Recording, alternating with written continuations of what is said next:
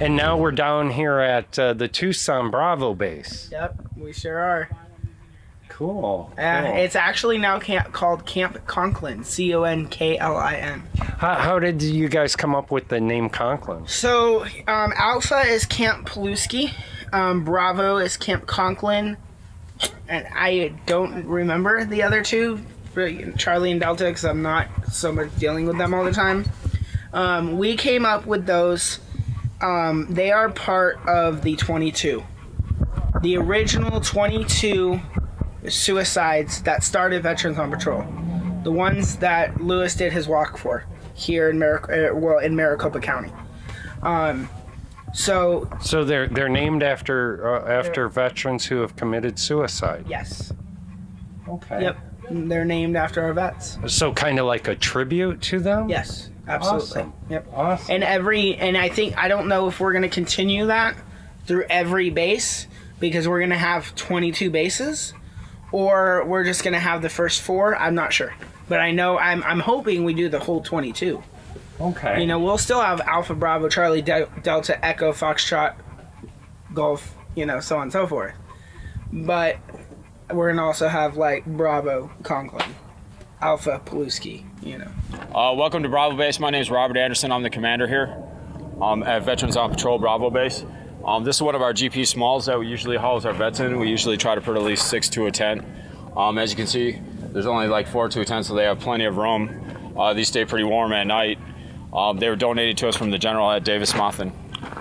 Or the general at Fort Huachuca, I'm sorry. At Fort Huachuca. Yeah, Fort Huachuca and Sierra Vista. Okay. This is another vet housing. As you can see, this one is much cleaner. Okay. Over here we have the medical unit. These tents are from the Vietnam War. They last like, you know, that's like 50, 60 years ago or whatever, and they're still up today. And you're putting good use to it. Yep, this one's from the Afghanistan-Iraqi war conflict, and I call it the Caterpillar tent because it's got a double insulated layer. If you'd like to look inside real quick. Okay. You can see it's smaller on the inside than it is on the outside. That's due to the 2-foot thick wall. And this is where most of our older vets stay because it's nice and warm during the night. It keeps heating. Over here we have our fire pit. We burn a fire every night in case the Tucson PD bring in a vet for us. Sometimes they'll find a vet at a bus stop or something like that, and they might be a little bit disorientated, but if they're not too drunk or disorderly or anything, we'll take them from the police and bring them here, give them a cup of coffee, give them a meal, and put them into a warm bed. Okay. Any time of the night. Over here, these structures here are for our married couples. So they can have a little bit of privacy. Okay. Eventually, we're going to get rid of all the civilian tents, and we're going to have military-style tents. We're getting some more. We're getting these ones from the colonel at Davis Monthan, I believe. Oh, wow. This is our supply tent. Last time I was here, it was the other tent that was supply. Holy crap. We're just processing a lot of clothing in here right now. These are in the stages of getting folded and boxed up. But the rate of clothes that we give away, because we also help out the homeless people in the area, and we'll give them a set of clothes, a set of pants, a brand new pair of socks, whatever they need. They can come in here with us. The first time they come, we'll give them good blankets. But the tendency to be, when you're homeless, is to leave your blankets in the park when it's light out and it's hot, and other people to steal your blankets. So we have 8,000 emergency blankets that were donated to us by the 300 Club. We have enough to give every homeless person in Tucson 4 of them 4 times. Wow. That's a lot of blankets. So at first we give them the good ones, and if they come back a week later, then we give them the emergency blankets, which are just as warm, but it just means they left their good blankets in the park. But we give them water, we give them coffee, we give them a food bag, and we try to take care of their medical injuries also. You know, we got a lot of minor infection from the street people in the park. It just comes with the territory. You mean like getting cuts and not getting cuts and them getting infected? Yes. Oh wow, Robert. Yes. Wow. So we'll bandage them up as much as we can, and then, you know, call 911.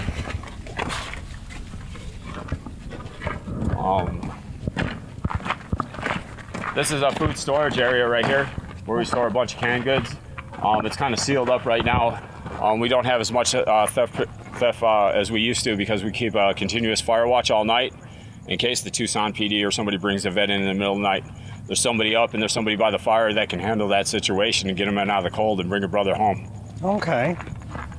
Nice. Or an abused female. Also, if there's a female that's in a situation where she's being abused by her spouse or something like that, or being chased around the park or something, and if it's getting violent and out of hand, in some cases we'll house abused female just to get her out of that situation, and then we'll try to find housing for her, appropriate housing to get her away from that situation also. Okay, get her hooked up with services Yes. that are already out there. Yeah, so she can go away and get out of the abusive relationship or situation. Or I know they keep those houses, some of the abused houses, yeah, there's hidden. one right down the street that we refer women to. You know, like sometimes it happens in the middle of the night and they need a place to go, so we give them their own private quarters. And we don't really house civilians too much, but in extreme cases like that, we will. And we'll do everything we can to them. A female left that was in an abusive situation last night, and I just gave her a ride. Got her a ride, and she's gonna go spend the night at her mom's house. Nice. She's gonna stay at her mom's house now. She was here for one night. That was the one Jeff was talking to me Yes. about. Yes. That was getting strangleholded, and you guys stopped. I wasn't there. I was here. I know they brought her in, and we gave her her own quarters. We gave her breakfast this morning. We gave her clean clothes because all her clothes were wet. I let her use my phone, and then she called her mother, and she chose to go stay with her mother. Oh, you gave her a safe place for the night, though. Yes, sir. Very That's cool. what we do. Very cool, Robert. Over here is our dish room. Oh, okay. What do we got going here? This is our cook area right here. We got some soup going with some big roast beefs in there, and we got a whole bunch of mushrooms and stuff we're gonna throw in there. Oh, And that this is gonna smells be good. This is gonna be like a stew for dinner. How long's that got to cook now? Until the meat falls apart. A couple hours. Okay. We'll just add ingredients as we go, and that should be enough to feed everybody on the base and a bunch of homeless people from the park also. Okay. And they come up by for food at any time then? Yes, the homeless people, they come up here because we don't allow people that don't live on the base really on the base, just for security reasons, because we try to provide a safe environment for everyone, and we just can't have a bunch of strangers walking around. But they can come up here, and we always have people that will respond to their needs really quickly. We'll give them a cup of coffee. They can have some produce. We got bread out here sometimes. We give them a couple soups they can heat up. We give them a bunch of donuts. A lot of them are addicts, so a lot of them crave sugar, so we give them a lot of sweets, whatever they want. Okay. And if you'll follow me, I'll show you where our kitchen common area is. Oh. This is our kitchen common area. Okay. And we always try to keep 5 gallons of coffee going. Would you like a cup of coffee? I would love a cup of coffee. Once I get a hand free. Okay. Well, we always keep 5 gallons of coffee going. We come in here and we make the homeless people a sack of food. The vets can come in here, and they can have whatever they want. This is just like the kitchen. Okay. It's kind of like the kitchen. We got a refrigerator right here.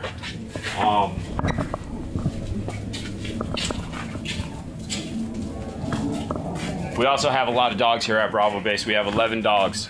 And 11 dogs? Yeah, this is where we keep our dog food. Okay.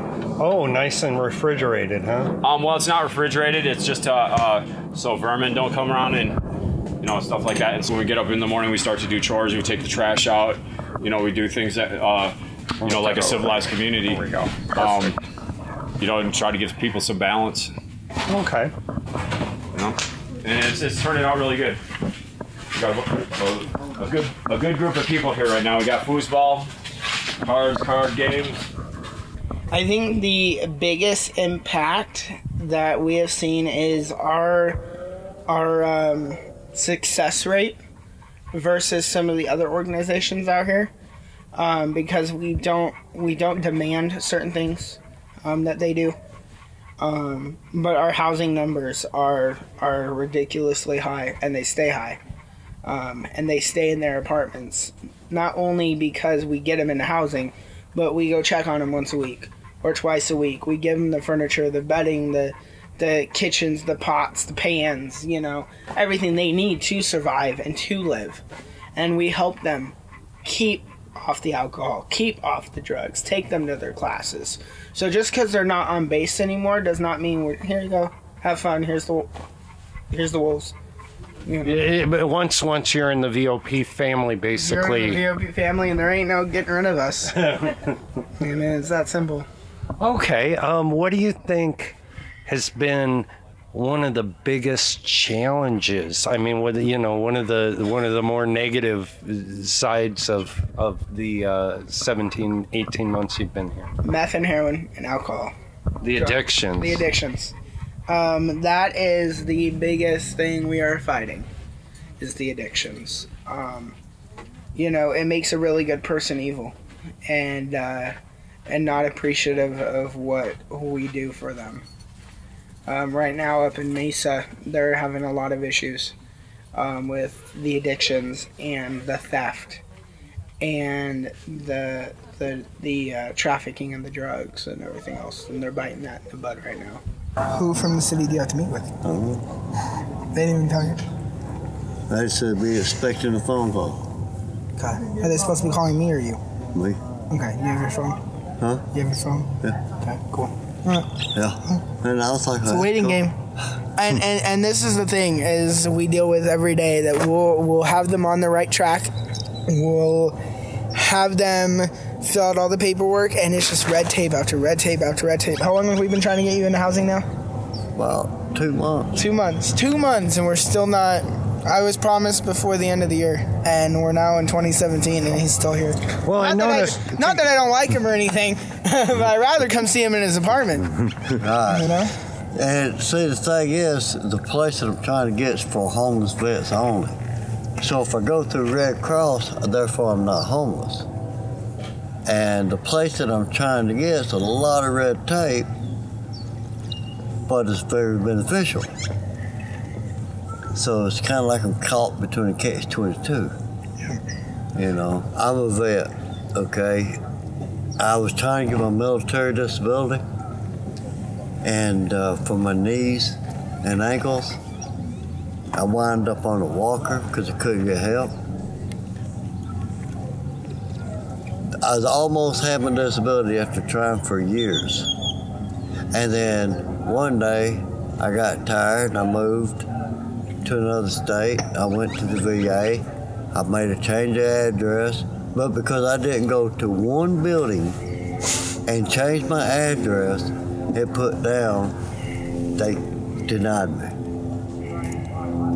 Because of one mistake, one in paperwork. Because of one building that I didn't go to. No, you didn't. And the VA, it should be the entire VA, but it doesn't work that way. You have to go to the particular building, that one particular building, and the VA too. Well, they don't tell you this crap. You have to learn it. The hard way, by making the mistake and learning it and not doing it. Yeah. Exactly. You know? Well, so what do you think about having the additional help that you have here then? This place has helped me a lot. Yeah. Otherwise, I'd be out there with them. They help you navigate through a lot of this confusion and loops, huh? They help me. I can eat. I can sleep. I'm not on the street. And if I need help with direction, I got people here that is willing to help me. I found out I got rheumatoid arthritis in my joints, and that's the bad arthritis. And so the humidity and the cold weather was hurting me real bad, and I just didn't know. And since I came up here, I walk on a walker now, but I can walk. And I'm fixing to get a wheelchair because this is the rated number 2 VA in the nation. Oh, I didn't know that. Yeah. Wow. Tucson VA, rated number 2. Yeah, Okay. in the entire nation. Matter of fact, when I first came here, I was in Flagstaff. I left Flagstaff because it was too cold. And I run into this guy with a flag, and he kept trying to chase me down. I didn't know who the hell this son was. You thought he was a stalker or something, right? I didn't know who he was, so I wouldn't talk to him. He'd send people up to me. It's happened for over a week. So one day I walked up to him and I said, "No, why the hell you keep trying to run me down?" And I come find out it was Lewis. I wound up down here. Yeah, all it takes is one drive down here and you're hooked. I mean, we have volunteers that didn't expect to be volunteering 17 months later, when donating 17 months later. And our goal is 22 camps in the state of Arizona. and for the 22 veteran suicides, and we know it's much, much more. You know, and we're out here every day, and we put the politics aside, the religion, the race, the drama. Well, we can't do anything about those things. No, here's the problem, be the solution. Right. The problem is we have homeless veterans who fought for our country out on the street. The solution is get off the couch, turn off the TV, come out here, and donate your time. It's that simple. There's no way of I don't think beating around the bush. I don't think with politics or anything else you really have that kind of outlet, though. You know, Yeah. you could go vote every 4 years, but there's really no, and that's why our program works so well, is because there isn't any politics. We're not having to have the government come in here every day and get a count on who we have and regulate, and we have to have board certificate, and what do you have to do it by their book. And we don't have to do it by anybody's books. We do it by God's, you know. And when we say we keep race, religion, and politics out of it, you know, God's the ultimate commander, but we don't let people come in here and feed religion. We don't come in here and have people push religion. We'll never. If somebody wants to go to church, we'll get them to church. You know, whatever their religion is. We support it 100%. But you'll never see somebody pushing a religion on someone. So you do it for God, Yes. but maybe somebody else who might not be Correct. religious does it for other reasons. And we have people like myself also whose whole family was military. Their father, their uncle, their mom, their dad, their brother, their wife or husband may have committed suicide. They may have been homeless. They may have died in the war.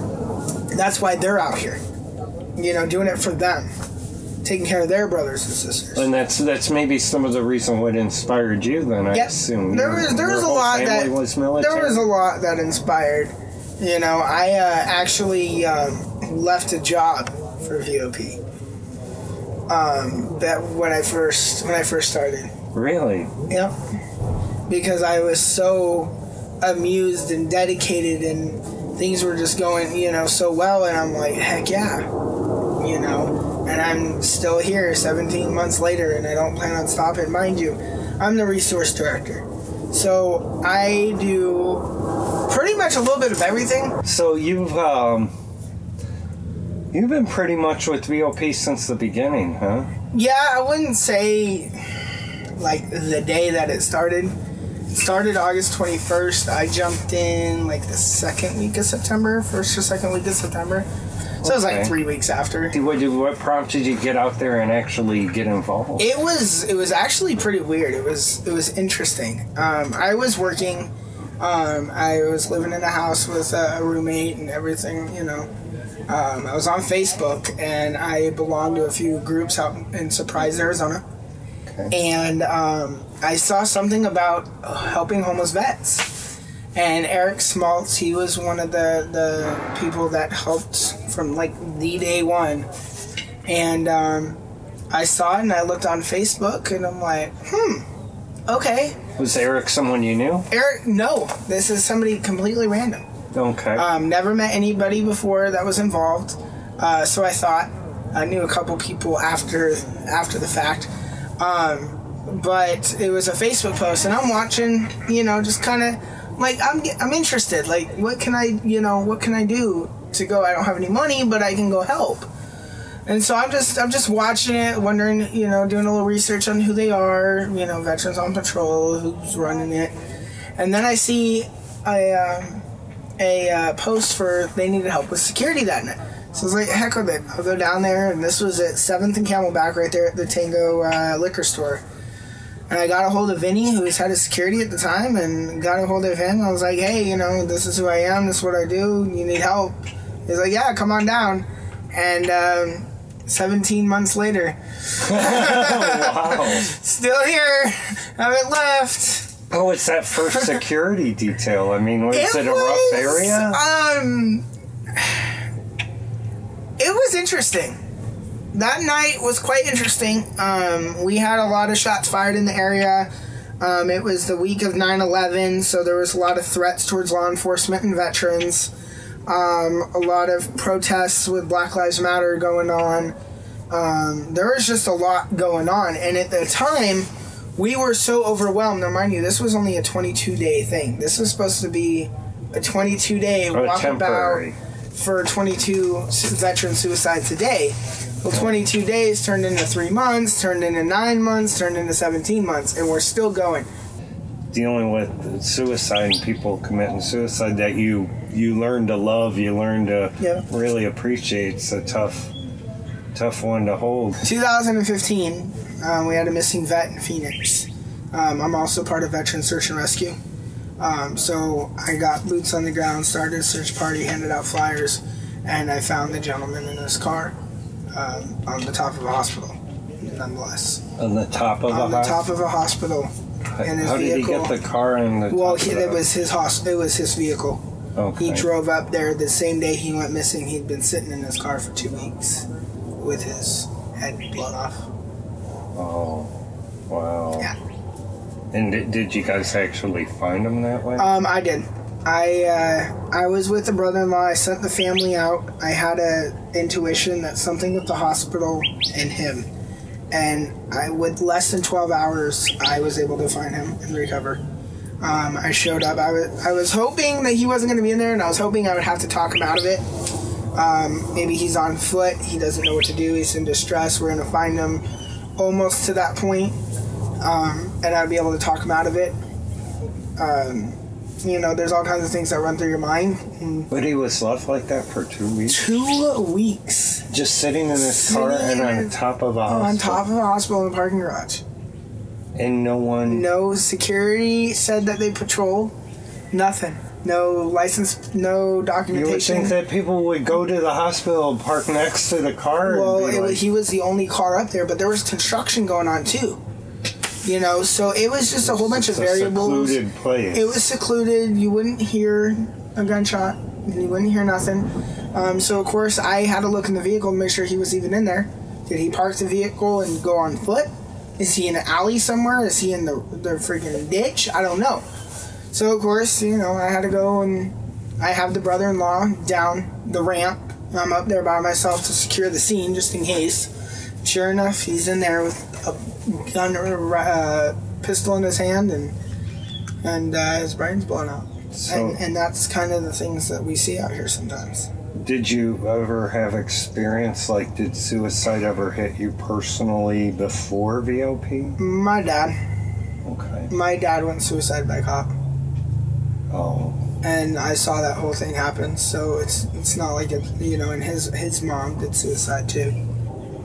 It's unlike someone just dying, even if over sickness, a choice. It's so different.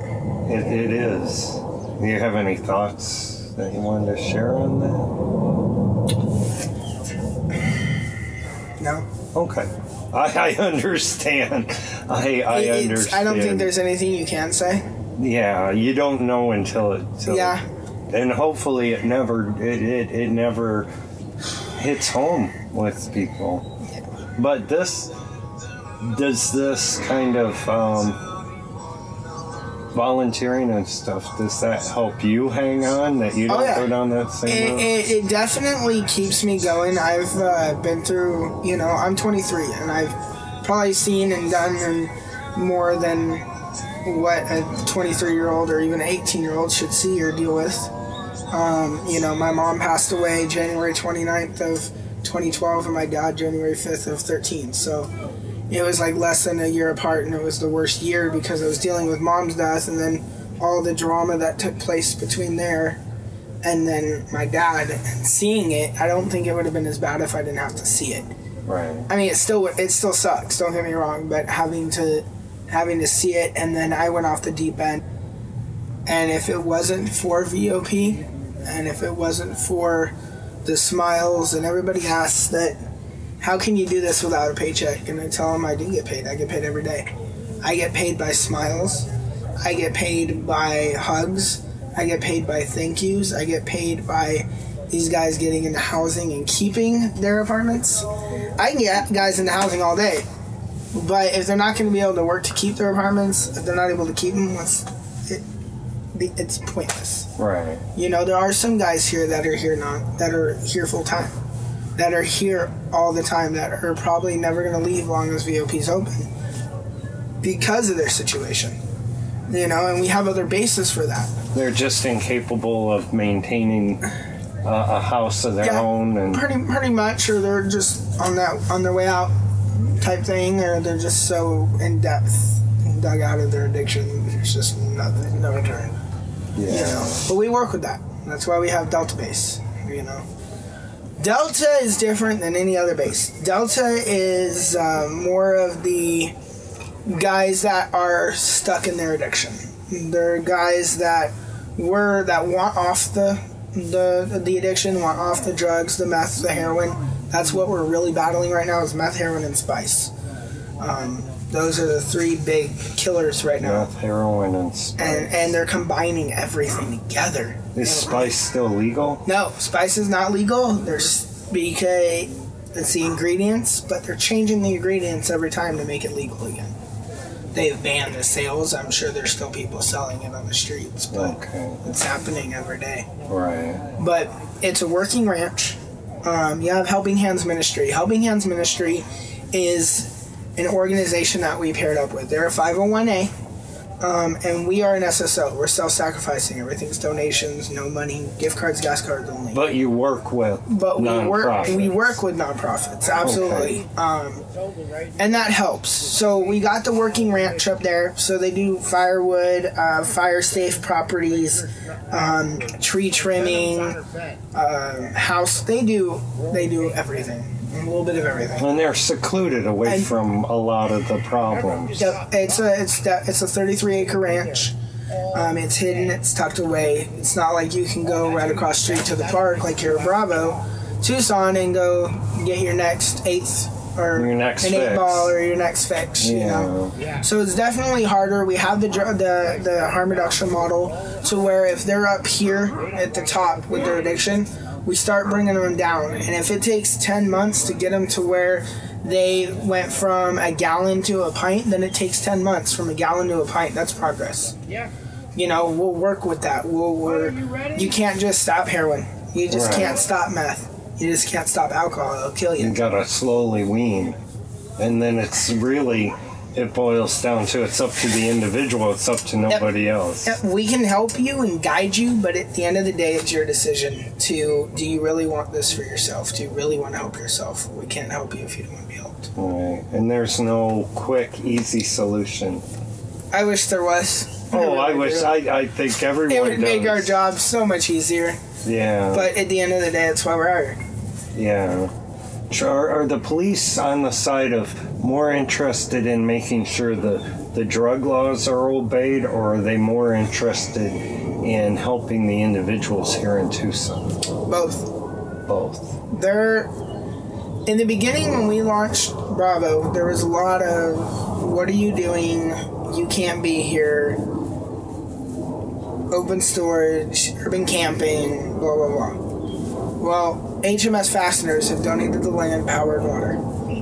And they went on media and told the city, stay off the property. They're staying. So this neighborhood, I guess, is known for being particularly rough. Yes. We do night patrols. We're actually about to start those again.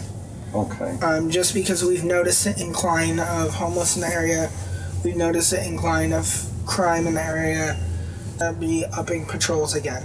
Okay. And we'll go through the neighborhoods, just dressed how I am now. We'll be concealing. A couple of us will conceal, but majority of us will be unarmed. When you walk into a situation that's hostile, they don't want to see hostility. You need to be able to calm the situation, and having a firearm or being armed doesn't necessarily present that calmness. Right. So they, and even being calm, some of these guys don't work. Sure.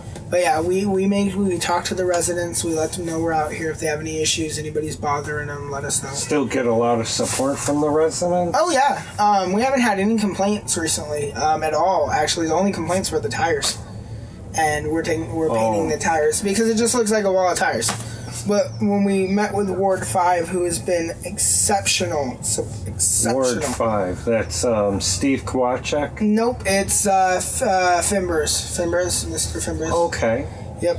He's been awesome. His office and his council has been outstanding. So they're open for dialogue, and they'll actually help us with resources and information. We had a meeting with them about 2 months ago, and it went well. It couldn't have gone better. Wow, that's awesome. I wish it was this smooth in Mesa and in other cities, because we wouldn't have any problem doing what we got to do.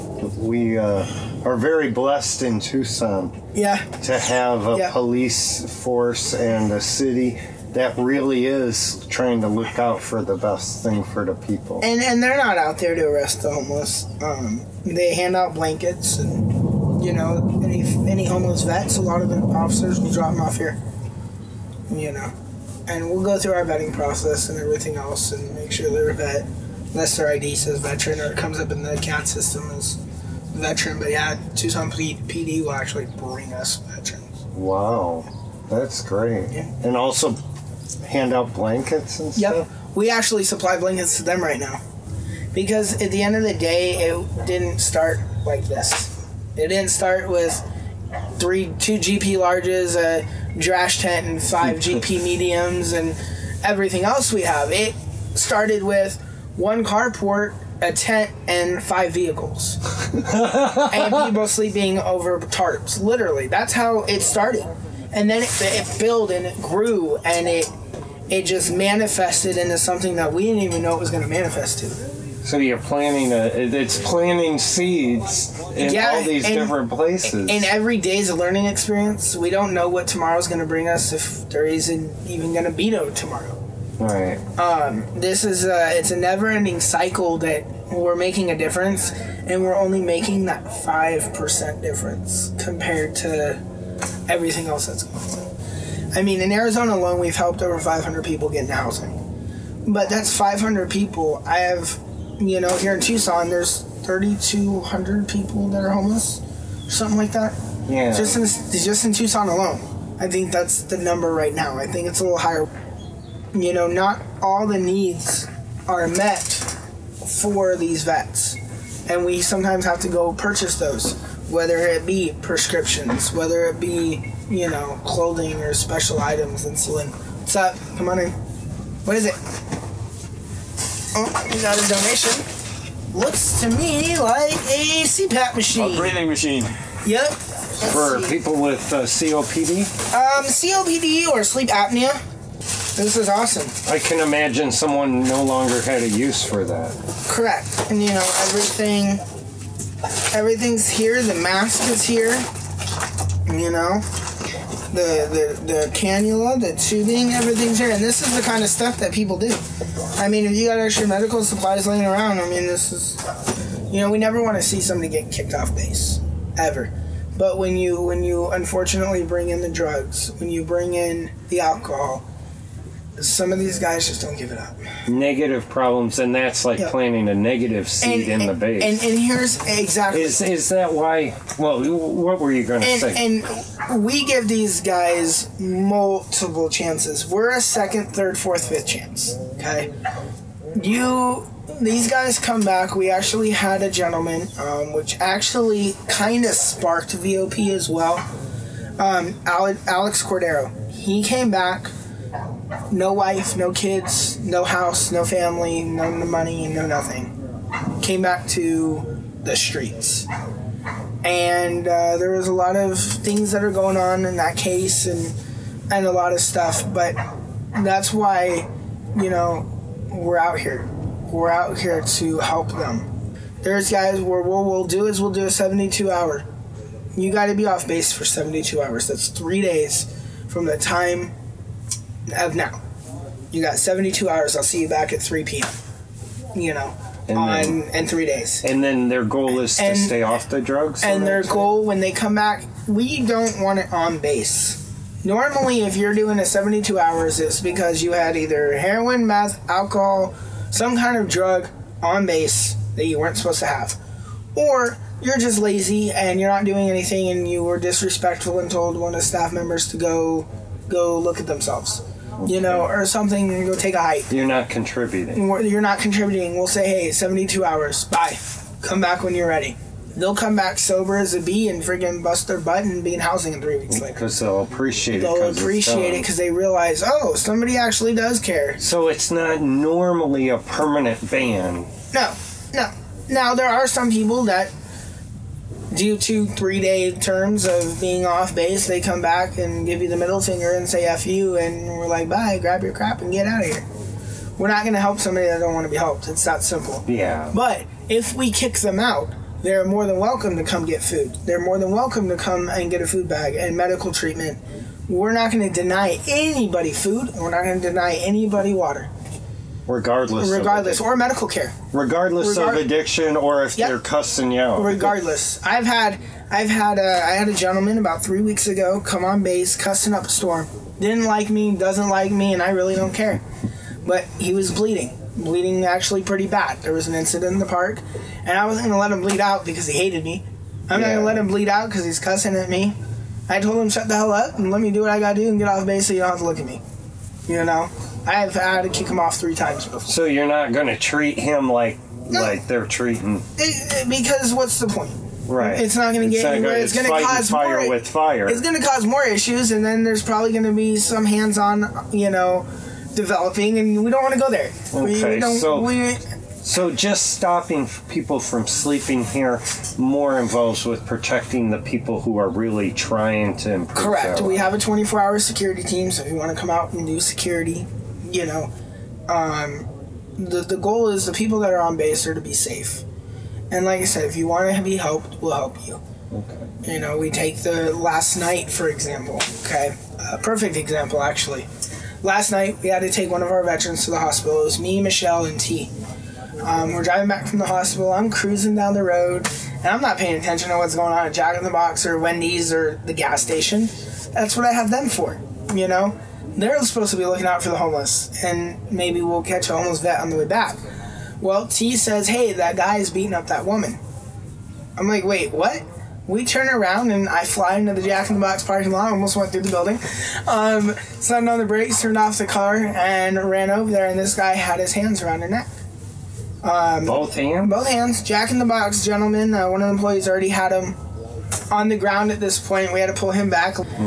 So Michelle, you know, helped the woman. We're talking with her. He gets up and wants to leave the scene. I'm like, you ain't going anywhere, and I plopped him right back down. Intoxicated. It took like a finger. And PD arrives, and we actually brought her to base.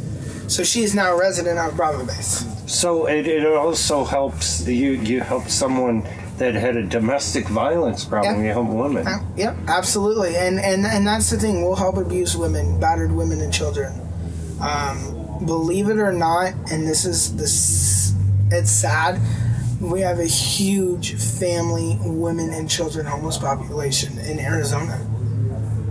Believe it or not. You think that's maybe one of the bigger populations in homeless? I don't know if it's a bigger population, but it's right up there. It's. Has it grown in the last year? The woman and. Yeah, I would say. I honestly, I think it's about the same as last year. And that's the thing. People think, oh, there's no women. You know, there is. There's women vets that are homeless. We've come across them. And again, male or female, you're coming home to the same crap. You're coming home to no benefits. You're coming home. You get hurt and they say bye. When we started, we weren't just pulling vets. We were pulling homeless females. We were pulling homeless males. We were helping everybody. I mean, the supply line and the donations were coming in like crazy. Wow. It was pretty intense. And so was there someone that was particularly memorable to you on that first? There was a gentleman, Native American guy. He was a Marine veteran. He still has a place in my heart. It's like the third night I was there. Actually, maybe a week later. It was probably a week after I started, got that trust built up with some of the guys. We got a call from one of our volunteers, Jody. and she's down at the light rail at 7th and Camelback. And she says, we have a medical situation, he's suicidal, yada yada. He's a veteran. I'm like, okay, well, we jumped in trucks, grabbed med kits, and hauled down Camelback. Rode up we got next to the light rail, we talked to him, I talked to him, and he doesn't want to come in. We called fire department, he got hostile, had a seizure, and every day after that I saw him, and every day he knew me. Would you just go out and hang out with him? Yeah, we would go out, hang out with him, make sure he's okay, give him water, make sure he's fed. He would come in a couple of nights here and there, get sober, and then go back out and drink again. I got him to the point where one day I saw him drinking something other than alcohol. It was soda.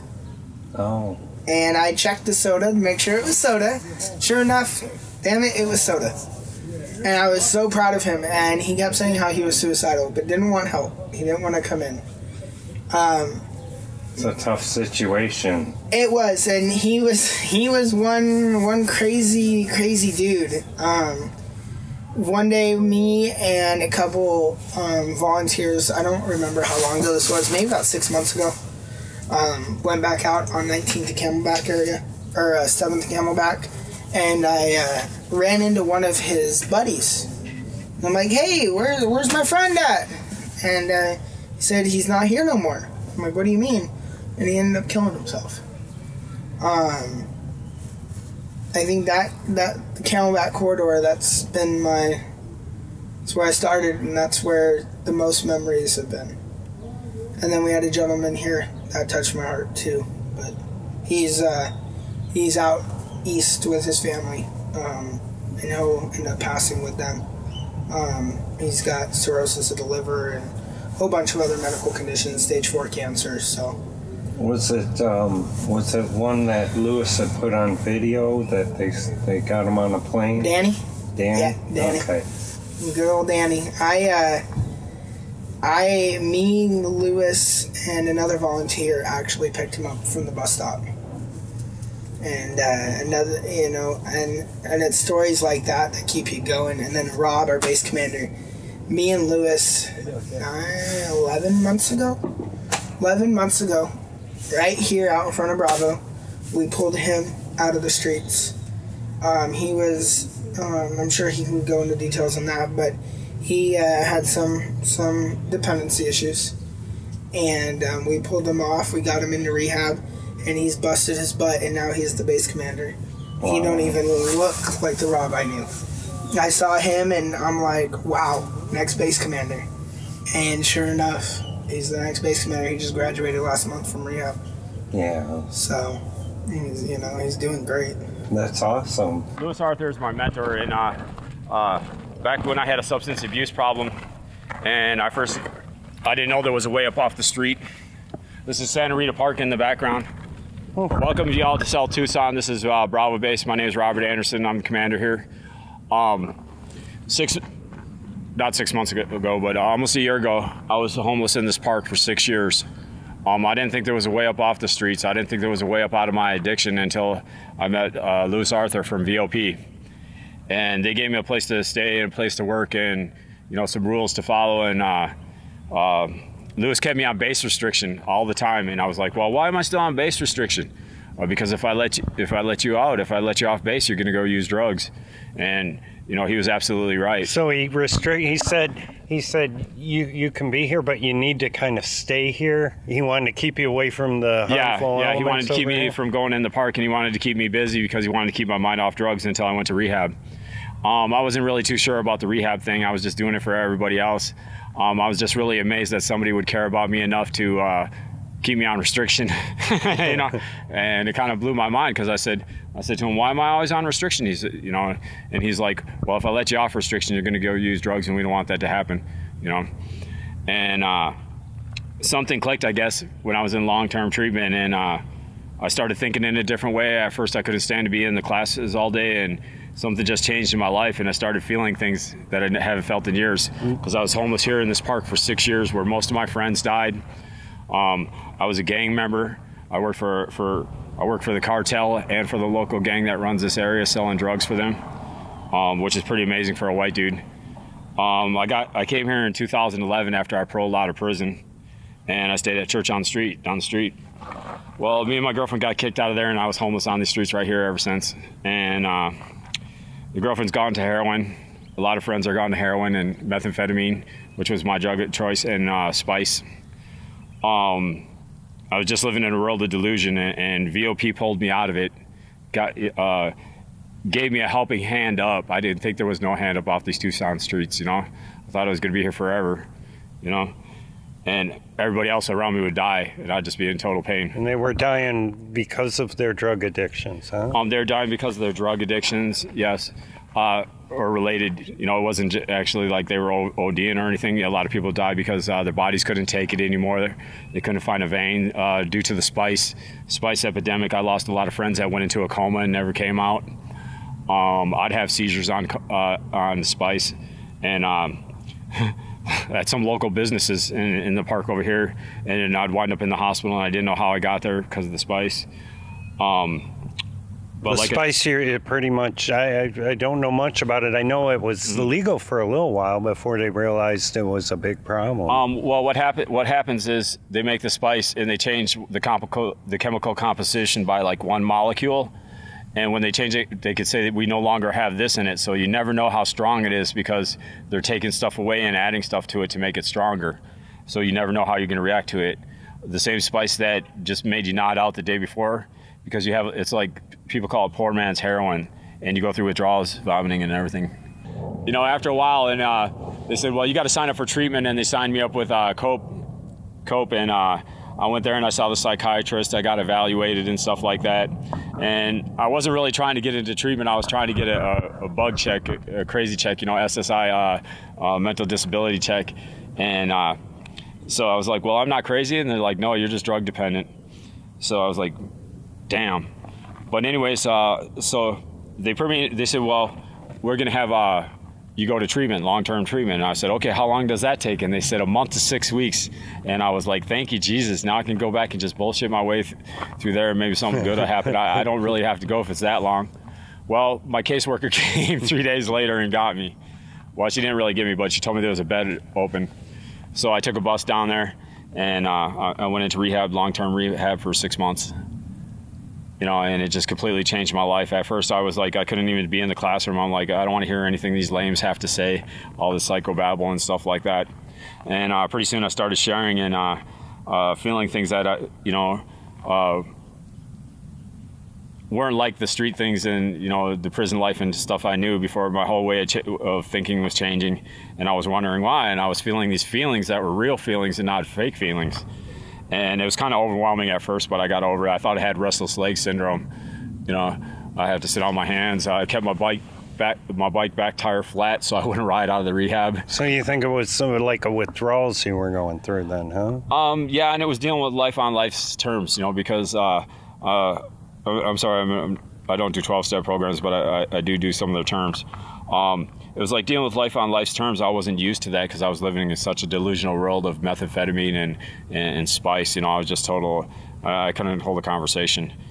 And then I got attacked. I left Bravo base because Lewis left, and the person that was commanding it wasn't doing the right things. And I probably just really wanted to go use again. I got jumped over here at the park, 2 o'clock in the morning, 4 guys in hoodies pulled me out from underneath the table and took a golf club to my head 9 times. My eyeball was hanging out, my cheekbone was shattered. I had blood going out from 2 places in my head, 4 broken ribs and a broken collarbone. When the police found me, I was wandering around the neighborhood here and saying somebody help me or something like that. I was in the hospital for 10 days suffering from my injury. They reconstructed my face, put my eyeball back in. I had retinal reattachment surgery, but I was still messed up, and they kicked me out on the street. Well, I didn't have no place to go. I was thinking about coming back here, but from what I was told, the command structure, and it wasn't a good place to be right now, and everybody I knew was different. That was okay for me because I just really wanted to do drugs and feel sorry for myself for what had happened to me. And so I went and lived in Apollo Regs up at the downtown library and just walking around with my eye hanging out, my face all crushed in, panhandling money for spice sticks to spice and doing meth. I heard Bravo base was back open, and that's when I came back, and that's when I went to rehab and stuff. I found out that it wasn't true. Lewis Arthur was here, and he's like, "Welcome home, buddy." And between he brought you back with yes. the open arms, huh? Yes, and it wasn't because of my attack mainly too. Over here in the park, my female friend, she died. She was 30 years old. She wasn't even 30 years old. Wow. She died. She got back on heroin, and the day before she died, I seen her, and she was vomiting, and her eyes were real blue, and I was like, let me take you to the hospital. You know, I don't care what your boyfriend says. You know, either you're pregnant or you're sick. And she's like, no, look, my abscess is healed. What I didn't know is she had 5 more abscesses under her clothes. And she asked somebody to call 911 on her that night, and they couldn't find a vein, and she lapsed into a coma and died. Wow. And she was like this 30-year-old beautiful model, little Barbie, and my best friend. And her parents were self-made millionaires in Oro Valley, and she could have called them at any time and just gave up the dope, and she didn't. Wow. She just basically she threw away her life. Yes. Was that something that kind of inspired you yes. to clean your? Yes, very much. So do you stay clean for her? No. Okay, you No. stay clean for yourself. I stay clean for myself, but it's the memory of her that helped, you know, because she, you know, I felt like I didn't have any, you know, that my life was done, and she had so much life ahead of her, and she chose not to use it, you know. And I was like, I'm almost 50 years old. Here I am running around the streets, gangbanging, selling drugs, stealing stuff, you know, and I'm like, I'm just living in pain, and not happy with the choices you made. not happy with the choices I make, you know, and everybody around me that's good is dying, and I'm not. I'm just living on in pain. And that was the major thing. I didn't want to live in pain no more. I wanted to feel good about myself without drugs, and I wanted to feel good about the things I was doing. And so that's why I'm here at Bravo Base, just trying to pay it back. I believe that also being that I'm from here, and right across the street. And when they roll in here all day, a lot of times they don't even want to talk to the other staff members because they can't relate.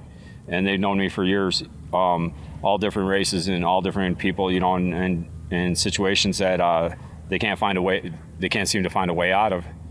And that's what keeps me sober. That's what keeps me humble on a daily basis, is seeing these people and realizing that that was me, you know. And when somebody gave me a can of Pop Top ravioli and a soda and something warm to drink and a brand new coat to wear and some socks, I was happy. Giving you a little love. I was happy, because usually when I was out here, they were just taking it from me, you know. Being homeless in Tucson, you sure won't go hungry, but there's a lot of bad things that happen out here to street people. Yeah, it surprises me that you barely have anything, and then someone steals what little you have when you barely have your basics. You know, a lot of these people have mental health issues, and they're like, F you and give me something, you know. And I'll be like, I'll give it to him anyways, and they'll be like, that guy was out there cussing you, why are you giving him anything? I'm like, because he talks to trash cans, you know, and he's got issues, you know, and he probably doesn't. He'll come back tomorrow and he'll say, hey, Rob, I'm sorry about that or something. I was just going through things, because, you know, that's the sad thing about Tucson. There's a lot of people out here with mental health issues, and I think the city could be doing them better. Well, I think that's a problem, and it's a tough. There's no easy answer to that one, and I think it's a problem that isn't exclusive just to Tucson. Right.